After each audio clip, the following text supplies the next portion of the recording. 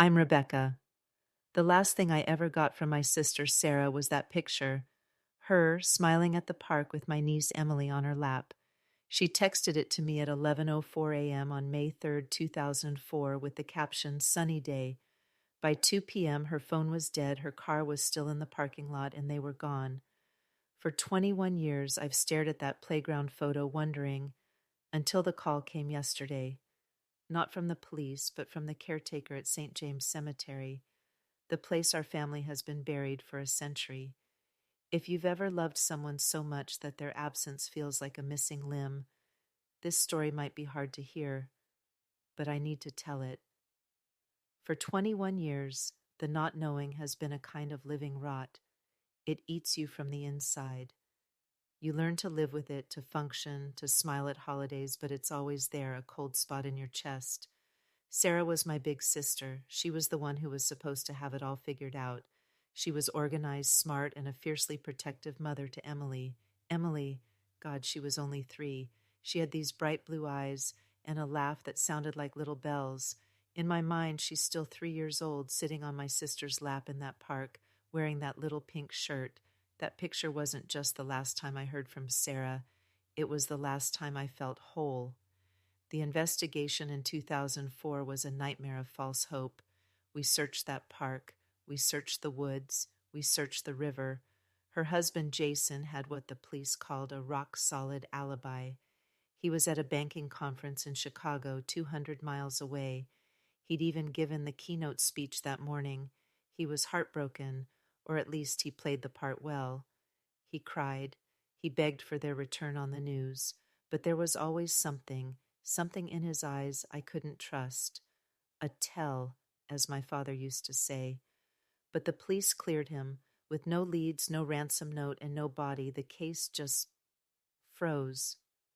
Sarah and Emily became statistics, a cold case file in a dusty cabinet. I carried a different weight. Guilt. The night before they vanished, Sarah had called me. She sounded not herself. She was whispering, agitated. She'd been doing some family research, digging into our great-grandmother Beatrice's life. "Becky," she'd said, her voice thin, "I think Jason is lying to me. I think he's lying about everything." I was 26, focused on my own life, my job. I sighed, annoyed. "Sarah, you're just stressed," I told her. "Jason loves you. You're imagining things. Go to sleep." I heard her take a shaky breath.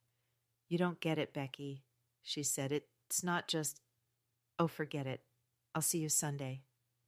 But we never made it to Sunday. My last words to my sister were a dismissal. I didn't listen. That guilt is its own kind of prison. We held a memorial service in 2006. We had to. We put up a small granite headstone for them in our family plot at St. James, a place for us to go and grieve, even though we knew they weren't there.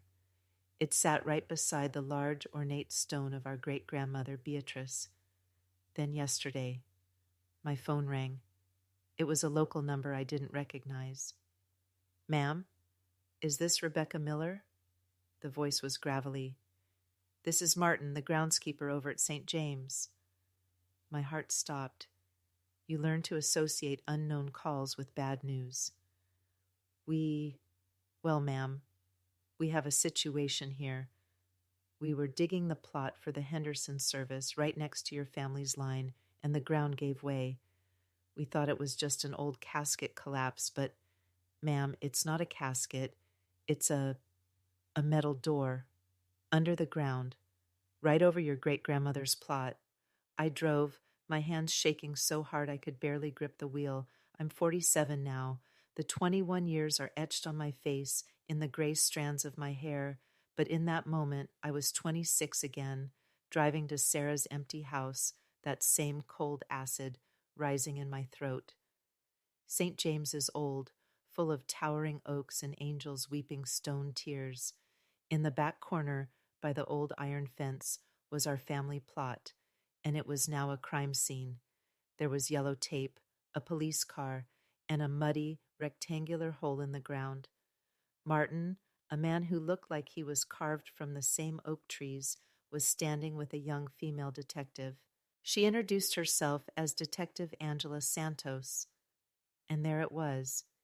It wasn't just a door, it was a vault, a heavy steel trapdoor set in a concrete frame with 4 massive rusted hinges that looked like something off a submarine. It was buried about 3 feet down, shallow enough for the excavator's weight to collapse the earth around it.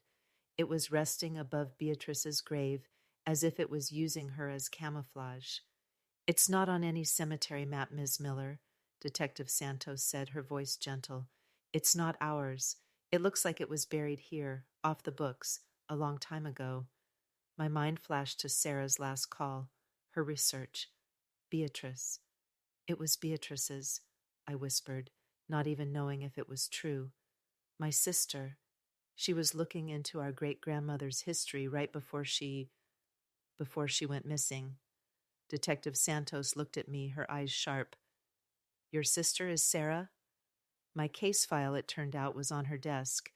She was the new head of the cold case division. The case was no longer dusty. The police called in a heavy-duty crew.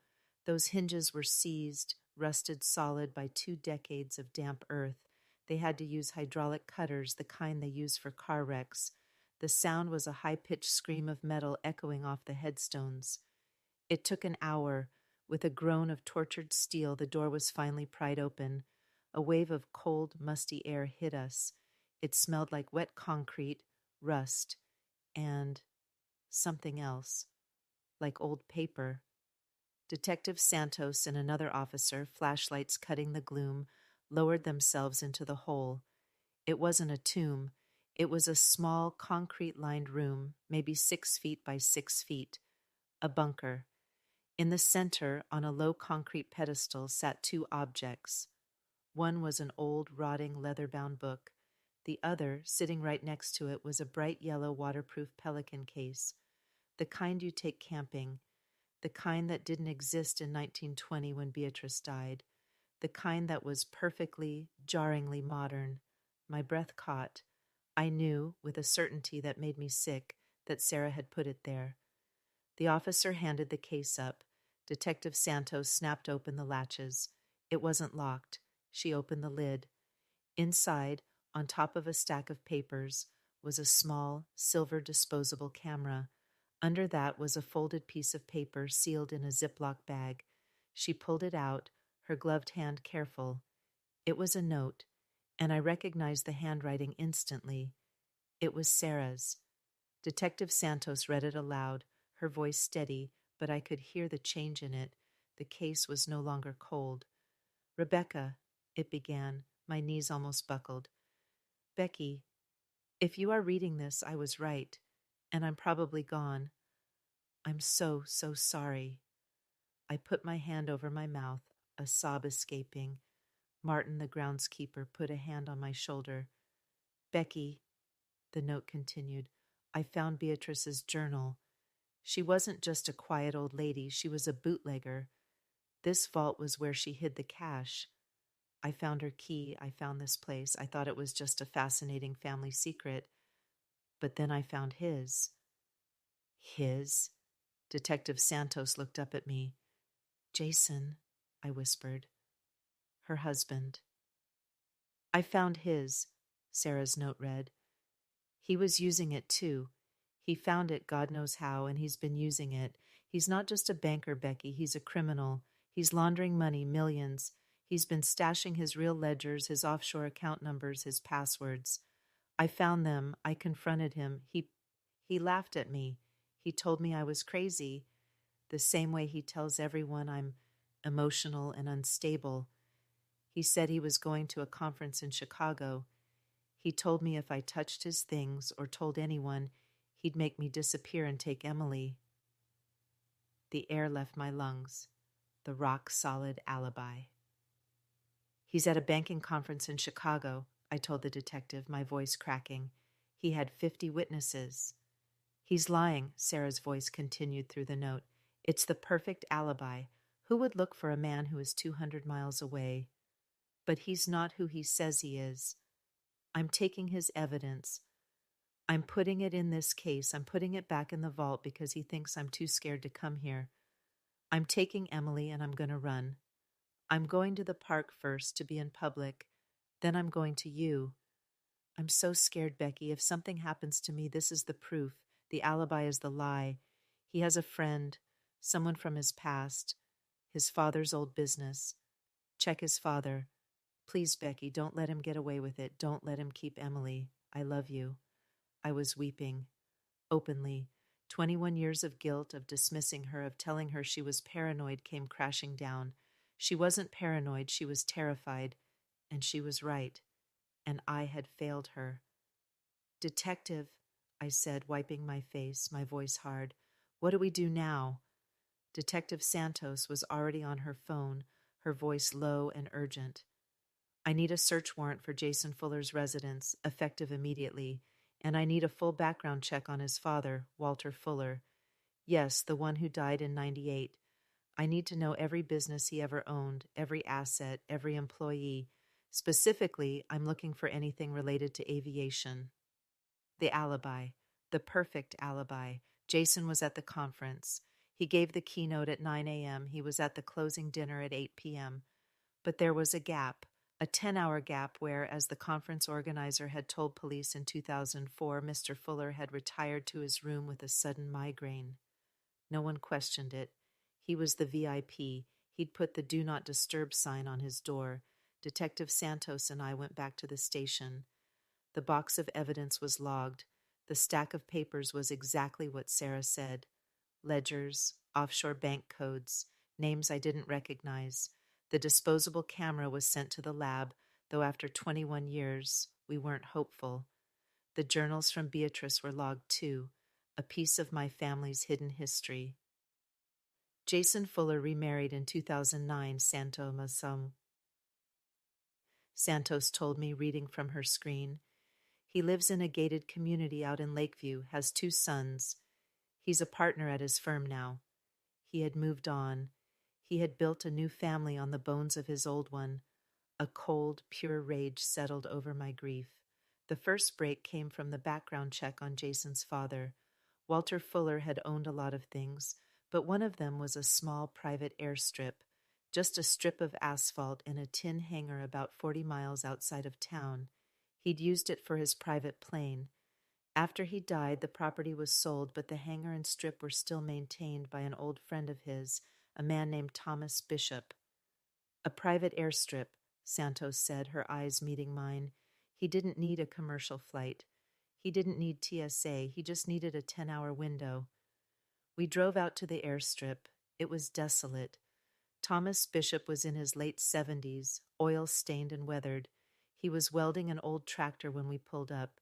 Santos introduced herself. Mr. Bishop, I want to talk to you about May 3rd, 2004. The man didn't even look up from his weld. That was a long time ago. I'm investigating the disappearance of Sarah and Emily Fuller, Santos said. The welding torch snapped off. He lifted his mask. His eyes were pale blue and they were terrified. I don't know anything about that, he said. I'm just a mechanic. We know you maintained the airstrip for Walter Fuller, but Santos pressed. We also have flight logs. We know a private Cessna took off from this strip at 10:30 a.m. on May 3rd, 2004 and returned at 5 o'clock p.m. It was filed under your name, but we know you were at a doctor's appointment in the city that day. We just confirmed with your doctor's office. So who flew that plane, Thomas? The old man's face crumpled. He was 78 years old and he'd been carrying this for 21 years. He said it was a family emergency, Thomas whispered, tears welling in his eyes. He said his wife was sick, that he had to get back from Chicago without the press knowing, that it would hurt his company. He paid me $20,000 in cash just to forget I saw him, to file the flight plan under my name. He was Walter's son. I trusted him. Who was it, Thomas? I asked, my voice shaking. It was Jason, he sobbed. It was Jason Fuller. He flew in. He was in a hurry. He took one of the cars from the hangar. He came back hours later. He looked different. His clothes were... There was mud on his boots. He looked empty. He just handed me the cash, got on the plane, and I flew him back to Chicago. I dropped him at a private field outside the city. He was back at his hotel in time for dinner. He had left the conference after his speech, flown back, and confronted Sarah. He must have known she was at the park. He lured her away. He lured her and Emily away, took them somewhere, and then flew back to his conference. He had established his alibi before he even committed the crime. He was 200 miles away, rock solid. Where did he go, Thomas? Santos's voice was sharp, cutting through the man's sobs. He had mud on his boots. Where did he go? Your property. His father's property. Where? Walter owned a lot of land out here, Thomas stammered. There's an old hunting cabin, miles back, in the woods. Nobody goes out there. He took the old hunting jeep from the hangar. That's where he must have gone. The lab results from the camera came back. By some miracle, the film was partially preserved. The pictures were grainy, water-damaged, but a few were clear. They weren't of Sarah or Emily. They were close-ups of the ledgers. Photos of the offshore account numbers. Sarah's last-ditch effort at creating a backup. She was so smart, so brave. We went to Jason's house. The gates to his community were high and white. His new house was a beige mansion, sterile and perfect. He answered the door himself. He was older, softer in the middle, but his eyes were the same, that same coldness I'd always seen. Rebecca, he said, feigning surprise. And detectives? Is everything all right? Has there been news? He was still playing the part, the grieving widower. We found them, Jason, I said. My voice didn't sound like my own. It was cold, like him. We found Sarah and Emily. His face for a split second flickered. Not with grief, not with relief, with annoyance, with the panic of a man whose careful plan had just hit a snag. What? Where? Are they okay? We found a vault, Jason, Detective Santos said, stepping forward. In the St. James Cemetery. Your wife, Sarah, left us a note, and your ledgers, and a disposable camera. The color drained from his face. He stared at me. You, he whispered. She told you. She told me you were a liar, I said, stepping closer. I didn't believe her. I told her she was paranoid. That was my mistake. But I believe her now. You can't prove anything, he snarled, dropping the mask. That's old news. That's circumstantial. We also have Thomas Bishop, Santos said calmly. The pilot. He remembers that day, Jason. He remembers the flight. He remembers the cash you paid him. He remembers the mud on your boots. That was it. The name. Thomas. Jason Fuller, the confident, powerful partner, the man with the perfect alibi, seemed to shrink. He stumbled back into his marble foyer.